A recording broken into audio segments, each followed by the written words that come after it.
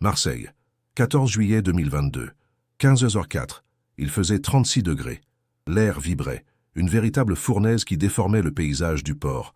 Ça sentait la poudre, le sang qui sèche trop vite sur le bitume et le métal des conteneurs chauffés à blanc. Mes oreilles sifflaient encore des détonations. Pas le bordel de nos calaches, non, des tirs secs, chirurgicaux. Yacine et Bilal gisaient dans des flaques pourpres, leurs yeux grands ouverts sur le ciel bleu, vide. Ce jour-là, avec mes gars, on a signé notre arrêt de mort. Écoute-moi bien, frérot. Avant que cette vidéo soit censurée par les puissants, like, abonne-toi et active la cloche. Fais-le maintenant. Elle, État, les services secrets, toute cette clique en costard, ils ne veulent pas que cette vérité sorte. Ils préfèrent la version officielle, un simple règlement de compte entre dealers. Mais la vérité est bien plus sale, bien plus dangereuse. Ils veulent me faire taire, effacer cette histoire pour toujours. Alors si tu veux savoir ce qui s'est vraiment passé, soutiens maintenant. C'est bon? T'es avec nous? Alors accroche-toi bien à ton siège, parce qu'on va rembobiner la cassette. On retourne 2 heures en arrière, quand le soleil tapait moins fort et qu'on se sentait encore invincible. 2 heures avant le carnage, avant que nos noms soient rayés de la carte du monde. À ce moment précis, on était les rois du monde, les princes de Marseille, et rien ni personne ne pouvait nous atteindre. C'est du moins ce que notre putain d'arrogance nous faisait croire. Notre royaume, était la Castellane, un labyrinthe de béton dans les quartiers nord. Là-bas, le nom de la DZ Mafia pesait plus lourd qu'un lingot d'or. On contrôlait le charbon, les entrées, les sorties. Chaque mur transpirait notre pouvoir. On était jeunes, affamés, et la agra coulait dans nos veines, comme du carburant. On se sentait intouchable, protégé par une réputation bâtie sur la peur et des coups d'éclat qui faisaient la une des journaux locaux, toujours à notre avantage. On se croyait au-dessus de tout. Les Schmitt, les autres clans, même les lois de la physique, on pensait pouvoir tout plier à notre volonté. Notre quotidien CE était des liasses d'oseille qui passaient de main en main. L'odeur du shit frais qui embaumait les cages d'escalier et le vrombissement de nos T-Max qui déchiraient la nuit. On était les seigneurs de notre territoire, et chaque regard baissé devant nous renforçait cette illusion de toute puissance, ce poison qui nous montait à la tête. La hiérarchie était simple. Au sommet, il y avait les anciens, les spons, et en dessous, nous, les soldats, prêts à tout pour grimper. Mon équipe, était la famille. Yacine, la grande gueule. Bilal, le plus impulsif, toujours le premier à dégainer. Sofiane, le pilote discret et efficace. Et moi, Crimo, le stratège, celui qui gardait la tête froide. On formait un point serré, une machine de guerre prête à écraser quiconque se mettait sur notre route pour un bout de terrain ou un mauvais regard. Ce matin-là, le pont nous a convoqués dans un box miteux qui puait l'huile de vidange. Il nous a balancé le plan sur une table en formica. Un conteneur au port de Fos-sur-Mer. Marchandise de luxe, il a dit. Traduction. Un truc qui vaut une fortune. Le tuyau venait d'un Pookie bien placé chez les dockers. Le coup parfait, selon lui. Une cible isolée, une protection quasi inexistante. Le genre de plan qui te fait saliver, qui te fait oublier la prudence la plus élémentaire. La récompense a fini de nous aveugler. 50 000 € chacun, 50 briques. De quoi se mettre bien. De quoi acheter le respect, les plus belles voitures, les plus belles femmes. Pour cette somme, on était prêt à affronter une armée. L'argent facile, c'est une drogue puissante. Elle te fait croire que le risque n'existe pas, que tu es invincible. On se voyait déjà sur un yacht, le champagne coulant à flot. L'appât du gain avait éteint la petite voix de la raison dans nos têtes. On s'est préparé dans l'euphorie. J'ai enfilé mon survêt du PSG noir et or. Ma casquette Lacoste vissée sur le crâne, la sacoche Gucci pour la contenance et mes TN requins blanches, immaculées. J'ai vérifié ma calage Draco, la version courte, parfaite pour ce genre d'opération. On a grimpé à 4 dans une Audi RS6 volée la semaine précédente, le moteur ronronnant comme un fauve. Sofiane au volant, du rap à fond dans les enceintes. On allait plier ça en 10 minutes, chrono en main. L'Audi RS6 a glissé en silence dans l'allée des conteneurs, moteur éteint pour la discrétion finale. Le soleil de l'après-midi transformait le port en un désert de métal et de silence. Des milliers de boîtes d'acier empilées, comme un cimetière de géants. L'air était lourd, saturé par une odeur de sel, de gazole et de rouille. Était un décor de film, notre décor. On était les acteurs principaux d'un film de braquage et on s'apprêtait à tourner la meilleure scène. On a repéré la cible au bout de l'allée. Un vieux camion semi-remorque. La peinture écaillée, un peu à l'écart des autres. Devant, un type fumait une clope, adossé à sa portière. La cinquantaine, l'air fatigué, un bleu de travail sale et une casquette de baseball anonyme. Le cliché parfait du chauffeur routier qui attend son heure de chargement, complètement paumé. Il avait l'air d'une victime idéale, le genre de proie qui ne ferait aucune histoire, qui tremblerait à la simple vue d'une arme. Le plan était d'une simplicité enfantine, presque insultante. Sofiane restait au volant, moteur prêt à rugir. Moi, Yacine et Bilal, on descendait. On l'encerclait, on le braquait, on récupérait les clés du camion et du conteneur, et on se barrait. Pas de violence inutile, juste une démonstration de force, une formalité. On avait fait des trucs 100 fois plus risqués pour beaucoup moins. Dans nos têtes, le boulot était déjà fait, l'argent déjà dans nos poches. Je me souviens de la pensée qui m'a traversé l'esprit en sortant de la voiture, la Kalash Draco froide dans mes mains. Ça va être plus facile que de voler un T-Max. Cette phrase, je me la suis répétée comme un mantra, la Agra à son paroxysme. On avançait à découvert, sans se cacher, nos silhouettes se découpant sous le soleil de plomb. On était la DZ Mafia, on ne se cachait pas. On prenait ce qu'on voulait, de force, en plein jour. C était notre marque de fabrique. Yacine, toujours le premier, a ouvert la marche, sa calage tenue basse mais bien visible. Bilal le suivait de près, le regard mauvais. Je fermais le trio, observant les alentours par pure habitude, même si je ne m'attendais à rien. Le port était vide, silencieux, à l'exception du cri lointain des mouettes et du bourdonnement d'une grue au loin. Un silence de mort, si j'avais su. On se rapprochait, nos pas crissant sur le gravier. La scène était surréaliste de calme. Le chauffeur nous a vus arriver. Il n'a pas bougé d'un centimètre. Il a juste levé la tête, ses yeux nous fixant sans ciller. Il a tiré une dernière bouffée de sa cigarette, l'a jetée par terre et l'a écrasée lentement avec la semelle de sa botte de sécurité. Un geste anodin, mais exécuté avec une lenteur, une précision qui détonnait complètement avec la situation. Il n'y avait aucune panique dans son langage corporel, juste une sorte d'attente patiente. Comme s'il nous attendait. On était à 10 mètres de lui, formant un demi-cercle menaçant. L'odeur de son tabac froid flottait dans l'air chaud. Yacine a pris la parole, sa voix pleine de cette arrogance marseillaise qu'on maîtrisait si bien. Il a pointé son arme vers le type, un sourire narquois aux lèvres. Le moment était parfait, la tension était à son comble et on était du bon côté du canon.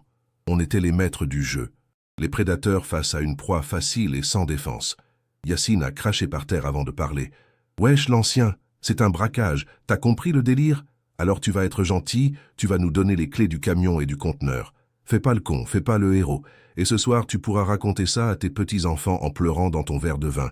On va pas te faire de mal si tu coopères. » Il a appuyé chaque mot, savourant sa position de force, le pouvoir que lui donnait l'arme. La réaction du chauffeur a été le premier court-circuit dans notre plan parfait. Il n'a pas levé les mains, il n'a pas bégayé. Il est resté là, les mains le long du corps, nous regardant les uns après les autres. Un calme glacial émanait de lui, une absence totale de peur qui était profondément anormale. J'ai vu des hommes durs, des caïds, trembler dans cette situation. Lui, rien. Ses yeux clairs, presque transparents, analysaient chaque détail de notre équipement, de notre posture. Puis il a parlé. Sa voix était grave, posée, sans la moindre trace de panique.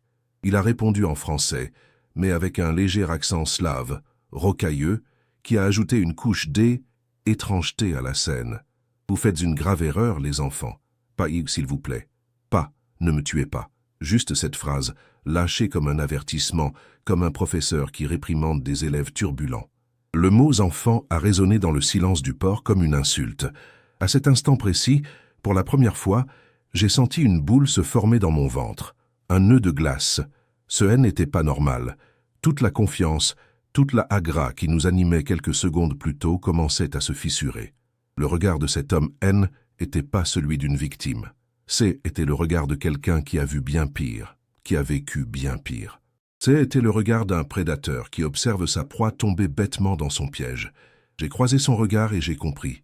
J'ai compris qu'on avait merdé.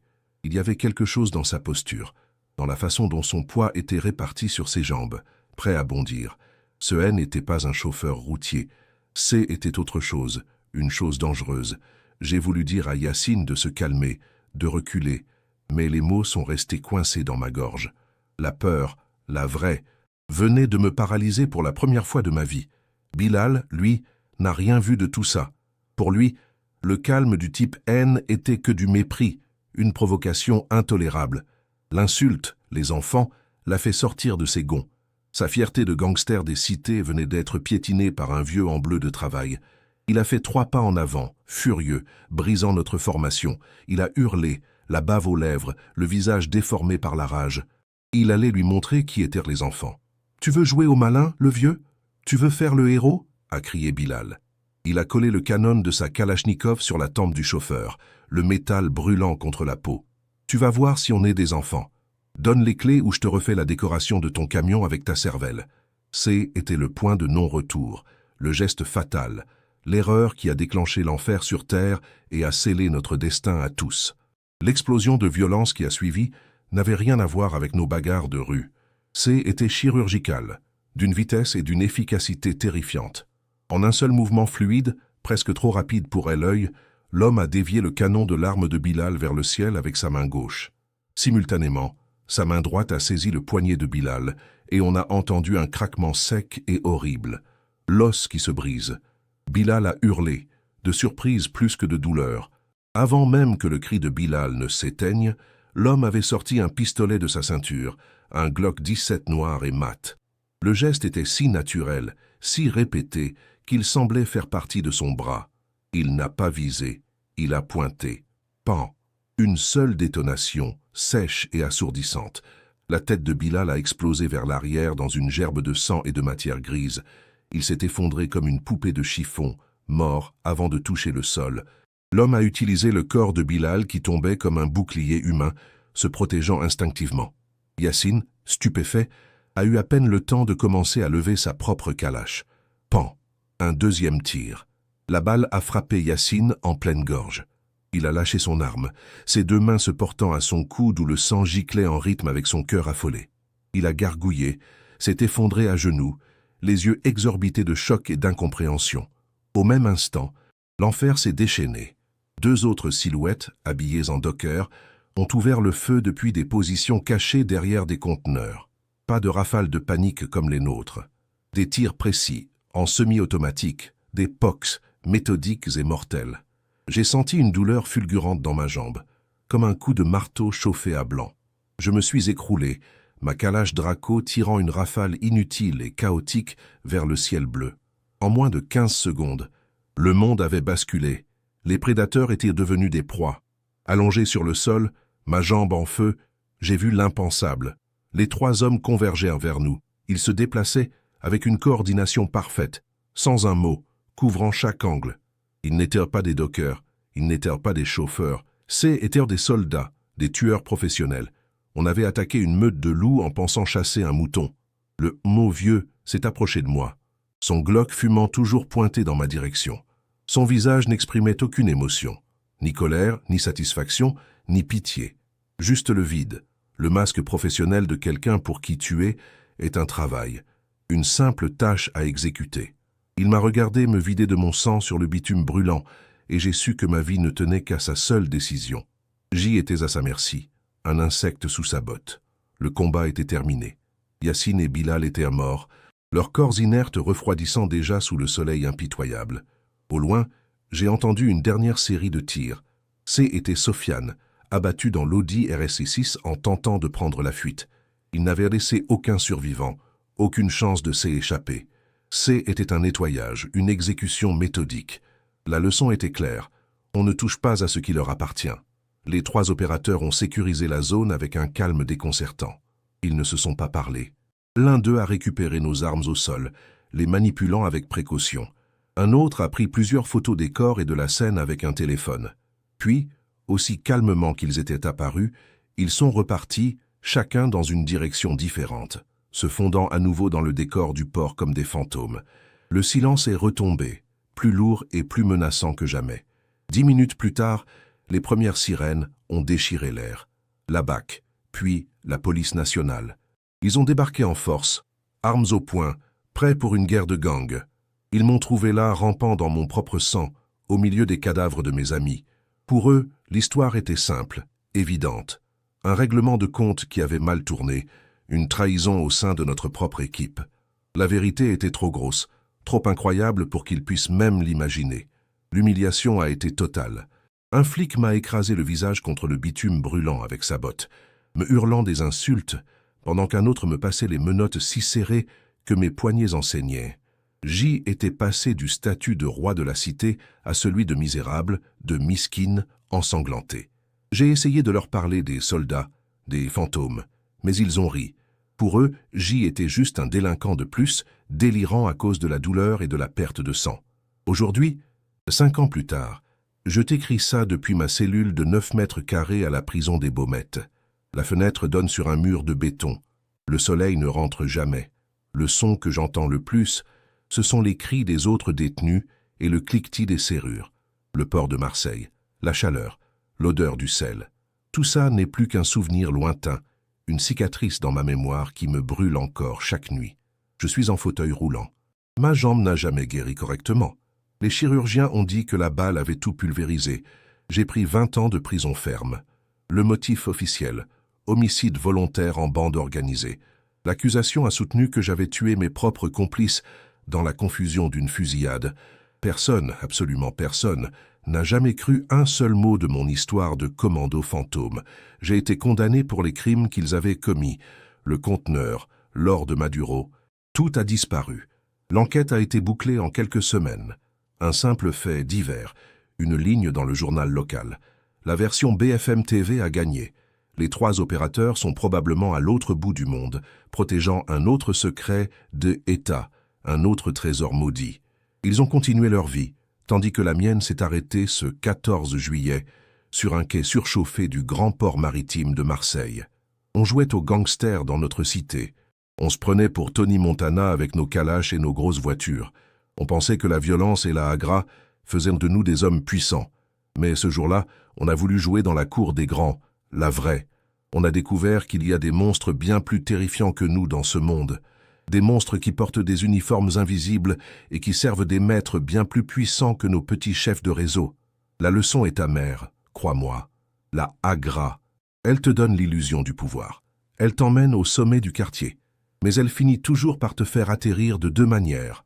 Soit 6 pieds sous terre comme Yacine et Bilal, soit dans une cage comme moi. On a voulu toucher le soleil, on s'est brûlé les ailes et on s'est écrasé. J'ai tout perdu pour un conteneur maudit et une arrogance qui nous a coûté la vie. Marseille, 14 juillet 2022, 15h04. Il faisait 36 degrés. L'air vibrait. Une véritable fournaise qui déformait le paysage du port. Ça sentait la poudre, le sang qui sèche trop vite sur le bitume et le métal des conteneurs chauffés à blanc. Mes oreilles sifflaient encore des détonations. Pas le bordel de nos calaches, non, des tirs secs, chirurgicaux. Yacine et Bilal gisaient dans des flaques pourpres, leurs yeux grands ouverts sur le ciel bleu, vide. Ce jour-là, avec mes gars, on a signé notre arrêt de mort. Écoute-moi bien, frérot. Avant que cette vidéo soit censurée par les puissants, like, abonne-toi et active la cloche. Fais-le maintenant. État, les services secrets, toute cette clique en costard, ils ne veulent pas que cette vérité sorte. Ils préfèrent la version officielle, un simple règlement de compte entre dealers. Mais la vérité, c'est bien plus sale, bien plus dangereuse. Ils veulent me faire taire, effacer cette histoire pour toujours. Alors si tu veux savoir ce qui s'est vraiment passé, soutiens maintenant. C'est bon? T'es avec nous? Alors accroche-toi bien à ton siège, parce qu'on va rembobiner la cassette. On retourne 2 heures en arrière, quand le soleil tapait moins fort et qu'on se sentait encore invincible. 2 heures avant le carnage, avant que nos noms soient rayés de la carte du monde. À ce moment précis, on était les rois du monde, les princes de Marseille, et rien ni personne ne pouvait nous atteindre. C'est du moins ce que notre putain d'arrogance nous faisait croire. Notre royaume, était la Castellane, un labyrinthe de béton posé dans les quartiers nord où le nom de la DZ Mafia pesait plus lourd qu'un lingot d'or. Là-bas, on contrôlait le charbon, les entrées, les sorties. Chaque mur transpirait notre pouvoir. On était jeunes, on avait la dalle, et la hagra coulait dans nos veines comme du carburant. On se sentait intouchable, protégé par une réputation bâtie sur la peur et des coups d'éclat qui faisaient la une des journaux locaux à notre avantage. On se croyait au-dessus de tout. Les Schmitt, les autres clans, même les lois de la physique, on pensait pouvoir tout plier à notre volonté. Notre quotidien, était des liasses d'oseille qui passaient de main en main. L'odeur du shit frais qui embaumait les cages d'escalier et le vrombissement de nos T-Max qui déchirèrent la nuit. On était les seigneurs de notre territoire, et chaque regard baissé devant nous renforçait cette illusion de toute puissance, ce poison qui nous montait lentement à la tête. La hiérarchie était simple. Au sommet, il y avait les anciens, les ponts, et en dessous, nous, les soldats, prêts à tout pour grimper. Mon équipe, était la famille. Yacine, la grande gueule. Bilal, le plus impulsif, toujours le premier à dégainer. Sofiane, le pilote discret et efficace. Et moi, Crimo, le stratège, celui qui gardait la tête froide. On formait un point serré, une machine de guerre prête à écraser quiconque se mettait sur notre route pour un bout de terrain ou un mauvais regard. Ce matin-là, le pont nous a convoqués dans un box miteux qui puait l'huile de vidange et l'ambition déçue. Il nous a balancé le plan sur une table en formica, un conteneur au port de Fos-sur-Mer.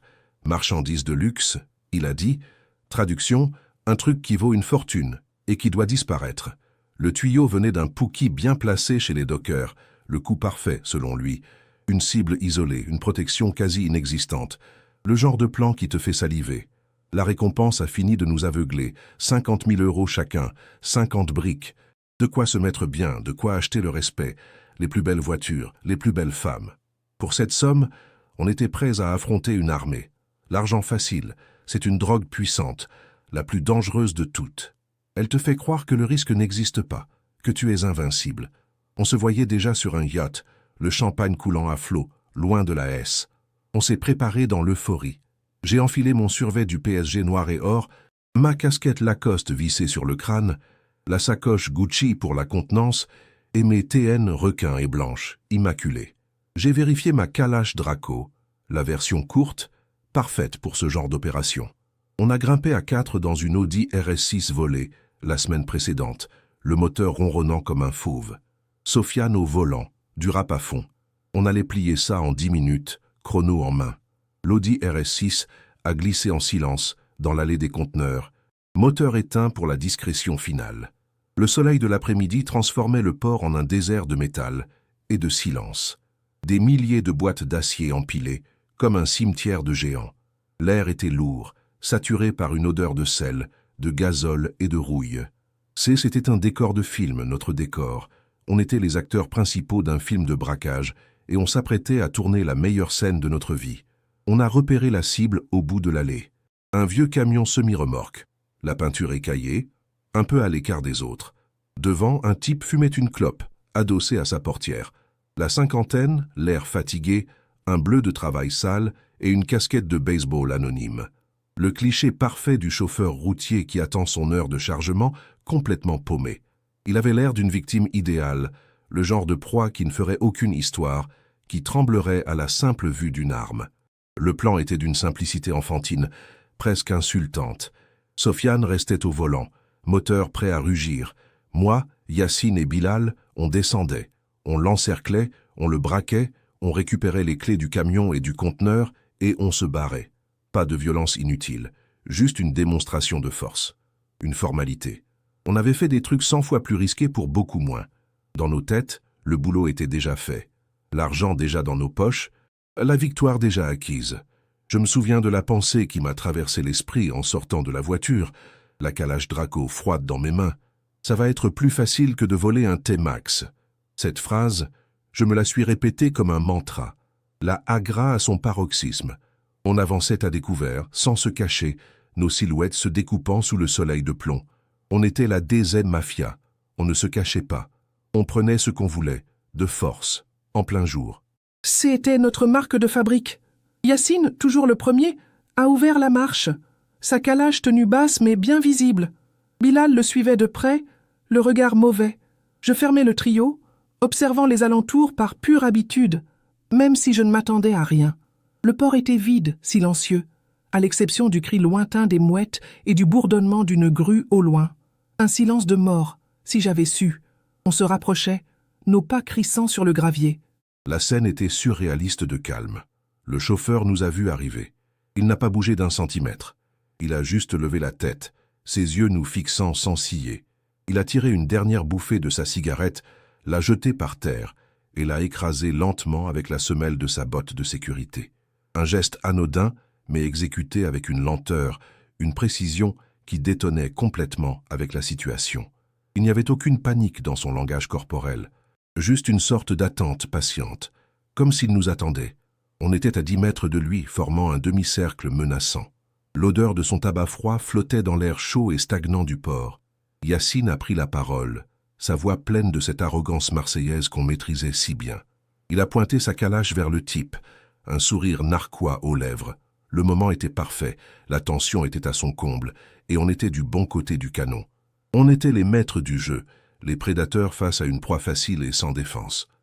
Yacine a craché par terre avant de parler, un geste théâtral pour marquer son territoire. « Wesh, l'ancien, c'est un braquage. T'as compris le délire? Alors tu vas être gentil. Tu vas nous donner les clés du camion et du conteneur. Fais pas le con, fais pas le héros.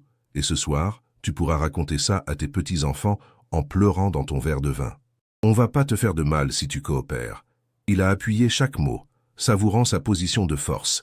La réaction du chauffeur a été le premier court-circuit dans notre plan parfait. Il n'a pas levé les mains, il n'a pas bégayé. Il est resté là, les mains le long du corps, nous regardant les uns après les autres. Un calme glacial émanait de lui, une absence totale de peur qui était profondément anormale. J'ai vu des hommes durs, des caïds, trembler dans cette situation. Lui, rien. Ses yeux clairs, presque transparents, analysaient chaque détail de notre équipement, de notre posture. Puis il a parlé. Sa voix était grave, posée, sans la moindre trace de panique. Il a répondu en français, mais avec un léger accent slave, rocailleux, qui a ajouté une couche de étrangeté à la scène. « Vous faites une grave erreur, les enfants. Pas bon, s'il vous plaît. Pas bon, ne me tuez pas. » Juste cette phrase, lâchée comme un avertissement, comme un professeur qui réprimande des élèves turbulents. Le mot « enfant » a résonné dans le silence du port comme une insulte suprême, une gifle. À cet instant précis, pour la première fois, j'ai senti une boule se former dans mon ventre, un nœud de glace. Ce n'était pas normal. Toute la confiance, toute la agra qui nous animait quelques secondes plus tôt commençait à se fissurer. Le regard de cet homme n'était pas celui d'une victime. C'était le regard de quelqu'un qui a vu bien pire, qui a vécu bien pire. Était le regard d'un prédateur qui observe sa proie tomber bêtement dans son piège. J'ai croisé son regard et j'ai compris. J'ai compris qu'on avait merdé. Il y avait quelque chose dans sa posture, dans la façon dont son poids était réparti sur ses jambes, prêt à bondir. Ce N n'était pas un chauffeur routier. Était autre chose, une chose dangereuse. J'ai voulu dire à Yacine de se calmer, de reculer, mais les mots sont restés coincés dans ma gorge. La peur, la vraie, venait de me paralyser pour la première fois de ma vie. J'ai scruté les détails que j'aurais dû voir avant. Sous son bleu de travail ouvert, j'ai cru deviner la forme rigide d'un gilet pare-balles. Sur le tableau de bord du camion, ce que j'avais pris pour un téléphone était en fait l'étui d'une arme de poing, un Sig Sauer, pas le genre d'outil que transporte un routier lambda. Chaque indice était un clou de plus sur le couvercle de notre cercueil. On était tombé dans une souricière.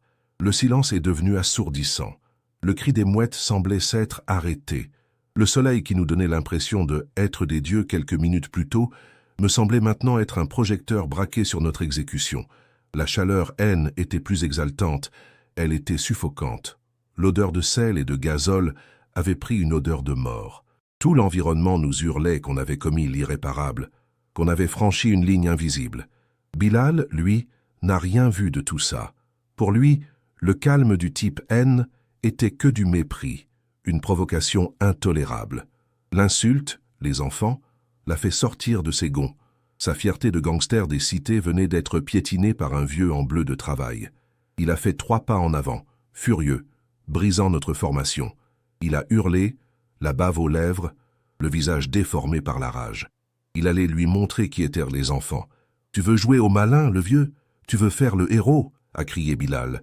Il a collé le canon de sa Kalachnikov sur la tempe du chauffeur, le métal brûlant contre la peau. « Tu vas voir si on est des enfants. Donne les clés ou je te refais la décoration de ton camion avec ta cervelle. » Était le point de non-retour, le geste fatal. L'erreur qui a déclenché l'enfer sur terre et a scellé notre destin à tous, pour toujours. L'explosion de violence qui a suivi n'avait rien à voir avec nos bagarres de rue. C était chirurgical, d'une vitesse et d'une efficacité terrifiantes. En un seul mouvement fluide, presque trop rapide pour l'œil, l'homme a dévié le canon de l'arme de Bilal vers le ciel avec sa main gauche. Simultanément, sa main droite a saisi le poignet de Bilal et on a entendu un craquement sec et horrible, l'os qui se brise. Bilal a hurlé de surprise plus que de douleur. Avant même que le cri de Bilal ne s'éteigne, l'homme avait sorti un pistolet de sa ceinture, un Glock 17 noir et mat. Le geste était si naturel, si répété qu'il semblait faire partie de son bras. Il n'a pas visé, il a pointé. Pan. Une seule détonation, sèche et assourdissante. La tête de Bilal a explosé vers l'arrière dans une gerbe de sang et de matière grise. Il s'est effondré comme une poupée de chiffon, mort avant de toucher le sol. L'homme a utilisé le corps de Bilal qui tombait comme un bouclier humain, se protégeant instinctivement. Yassine, stupéfait, a eu à peine le temps de commencer à lever sa propre calache. Pan. Un deuxième tir. La balle a frappé Yassine en pleine gorge. Il a lâché son arme, ses deux mains se portant à son cou, d'où le sang giclait en rythme avec son cœur affolé. Il a gargouillé, s'est effondré à genoux, les yeux exorbités de choc et d'incompréhension. Au même instant, l'enfer s'est déchaîné. Deux autres silhouettes, habillées en docker, ont ouvert le feu depuis des positions cachées derrière des conteneurs. Pas de rafales de panique comme les nôtres. Des tirs précis, en semi-automatique. Des POC, méthodiques et mortels. J'ai senti une douleur fulgurante dans ma jambe, comme un coup de marteau chauffé à blanc. Je me suis écroulé, ma calage Draco tirant une rafale inutile et chaotique vers le ciel bleu de Marseille. En moins de 15 secondes, le monde avait basculé. Les prédateurs étaient devenus des proies. Allongé sur le sol, ma jambe en feu, j'ai vu l'impensable. Les trois hommes convergèrent vers nous. Ils se déplaçaient avec une coordination parfaite, sans un mot, couvrant chaque angle.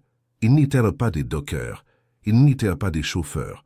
C'étaient étaient des soldats, des tueurs professionnels. On avait attaqué une meute de loups en pensant chasser un mouton innocent et sans défense. Le Kévieux s'est approché de moi, son Glock fumant toujours pointé dans ma direction. Son visage n'exprimait aucune émotion, ni colère, ni satisfaction, ni pitié, juste le vide. Le masque professionnel de quelqu'un pour qui tuer est un travail, une simple tâche à exécuter. Il m'a regardé me vider de mon sang sur le bitume brûlant, et j'ai su que ma vie ne tenait qu'à sa seule décision. J'y étais à sa merci, un insecte sous sa botte. Le combat était terminé. Yassine et Bilal étaient morts, leurs corps inertes refroidissant déjà sous le soleil impitoyable. Au loin, j'ai entendu une dernière série de tirs. C était Sofiane, abattu dans l'Audi RS6 en tentant de prendre la fuite. Il n'avait laissé aucun survivant, aucune chance de s'échapper. C était un nettoyage, une exécution méthodique. La leçon était claire et gravée dans ma chair. On ne touche pas à ce qui leur appartient. Les trois opérateurs ont sécurisé la zone avec un calme déconcertant. Ils ne se sont pas parlé. L'un d'eux a récupéré nos armes au sol, les manipulant avec précaution. Un autre a pris plusieurs photos des corps et de la scène avec un téléphone. Puis, aussi calmement qu'ils étaient apparus, ils sont repartis, chacun dans une direction différente, se fondant à nouveau dans le décor du port comme des fantômes. Le silence est retombé, plus lourd et plus menaçant que jamais. 10 minutes plus tard, les premières sirènes ont déchiré l'air. La BAC, puis la police nationale. Ils ont débarqué en force, armes au poing, prêts pour une guerre de gang. La routine pour eux dans ce coin de Marseille. Ils m'ont trouvé là rampant dans mon propre sang, au milieu des cadavres de mes amis. Pour eux, l'histoire était simple, évidente. Un règlement de compte qui avait mal tourné, une trahison au sein de notre propre équipe. La vérité était trop grosse, trop incroyable pour qu'ils puissent même l'imaginer. L'humiliation a été totale, bien pire que la douleur de ma jambe en miettes.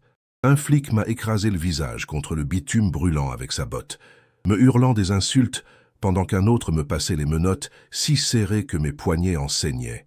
J était passé du statut de roi de la cité à celui de misérable, de miskin, ensanglanté. J'ai essayé de leur parler des soldats, des fantômes, mais ils ont ri. Pour eux, J était juste un délinquant de plus, délirant à cause de la douleur. Dans l'ambulance qui me transportait vers l'hôpital Nord, entre deux vagues de douleur, j'ai entendu deux flics discuter à l'avant. Ils pensaient que J était dans les vapes. L'un a dit « Tu sais qui c'est été, le chauffeur ?» Le rapport vient de tomber. Ancien du 2e RP de la Légion étrangère, il bossait pour une boîte de sécurité privée qui protège des actifs sensibles. À ce moment, j'ai compris, on n'avait pas attaqué un chauffeur. On avait déclaré la guerre à une armée invisible. Le procès a été une farce, une pièce de théâtre écrite d'avance. Mon avocat commis d'office me regardait avec pitié. Mes tentatives d'expliquer la vérité étaient balayées comme les divagations d'un criminel cherchant à échapper à ses responsabilités. L'accusation a soutenu que j'avais tué mes propres complices dans la confusion d'une fusillade pour le partage du butin. Un butin qui, officiellement, n'a jamais existé. Les fantômes n'ont laissé aucune trace, sauf nos corps. La sentence est tombée comme un couperet. 20 ans de réclusion criminelle. 20 ans pour les meurtres qu'un légionnaire avait commis en toute légalité pour protéger son trésor. La version de BFM TV avait gagné. J était le monstre, le tueur de mes propres frères. La DZ Mafia avait perdu 3 soldats et l'État avait trouvé le coupable parfait pour clore un dossier bien trop brûlant. J était la preuve vivante que la justice n'est qu'une histoire racontée par les vainqueurs. Aujourd'hui, 10 ans après, je te parle depuis ma cellule au Baumettes. Le béton suinte l'humidité et la mer, je ne la sens plus, je ne la vois plus, remplacée par l'odeur de javel et de désespoir. Mon fauteuil roulant grince sur le lino usé, un rappel constant de cette balle qui a tout détruit. 10 ans, une éternité à ruminer les 15 secondes qui ont anéanti nos vies. Une éternité à être le fantôme qui hante sa propre histoire, oublié de tous. J'ai pris 20 ans, mais pas pour le braquage. Officiellement, je suis le monstre qui a liquidé ses propres frères, Yacine et Bilal, pour une histoire de partage qui a mal tourné. Personne n'a jamais cru mon histoire de fantôme, de soldats déguisés en docker. Pour les juges, pour les Schmitt, J était juste un autre charbonneur de la Castellane qui a pété les plombs. La vérité, la vraie. Elle est morte avec mes amis sur ce quai, enterrée sous le poids du secret des États. Et le vieux, le légionnaire, je me demande parfois ce qu'il est devenu. Il est probablement sur un autre continent, protégeant un autre conteneur rempli de secrets inavouables, son visage fatigué toujours aussi vide de émotion. Pour lui, on n'en était qu'un incident, une ligne dans un rapport d'opération. Il ne se souvient même plus de nos visages. Nous, on a été effacés de la carte, pendant que lui continue de servir ses maîtres invisibles. Lors de Maduro, lui, a continué sa route. On se croyait les rois du monde avec nos calaches et notre agra de quartier. On pensait que la peur qu'on inspirait à la cité faisait de nous des hommes forts. Ce jour-là, on a compris qu'il y a une chaîne alimentaire et qu'on n'était même pas des prédateurs. On était du simple gibier qui s'est aventuré sur le territoire d'un vrai lion. La rue t'apprend à être un loup, mais elle ne te prépare jamais à affronter les démons que l'État lui-même engage.